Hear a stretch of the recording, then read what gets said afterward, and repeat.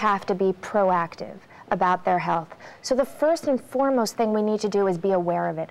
What can we do to help ourselves? This used to be thought of as a man's disease, and as a community, we need to realize this is also a woman's disease, and women with high blood pressure need to be treated aggressively. We're talking specifically about young women. How young? About 35 to 44, that age group that we think not being at risk. We always think of women not being at risk, yet more women than men actually have high blood pressure. And in fact, there's a 2- to 3-fold increase in high blood pressure in women who take oral contraceptives. Again, focusing on this younger population. This morning in Health Watch, Dancing for Your Health. Dr. Suzanne Steinbaum is a cardiologist and director of Lenox Hill Hospital's Heart and Vascular Institute of New York. She also studied ballet for many years. Good morning, doctor. Good morning. Before we get into the physical benefits, I want to talk about the mental benefits. It's a lot of focusing. It's a lot of attention to steps and detail. This is high intensity. This is real high intensity aerobic activity.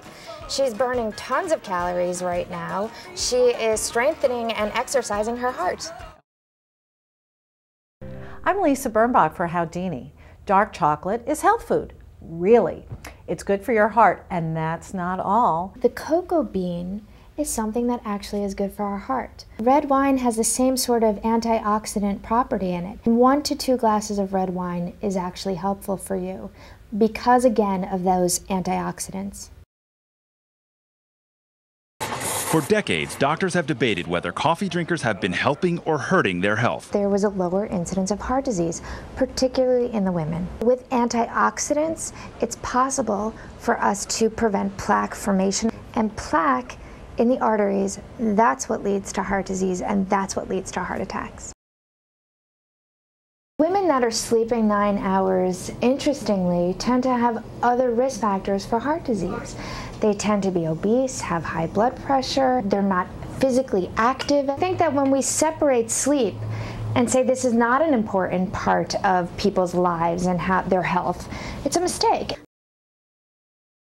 80% of those incidences of heart disease is due to modifiable risk factors like high blood pressure, like high cholesterol, like diabetes and smoking. So in fact, if you control these 4 variables, your likelihood of developing heart disease is really low. Women tend to put themselves last. It only requires 30 minutes of exercise, 3 to 5 days a week, to be protective of your heart. Diet, exercise, all these things become so important.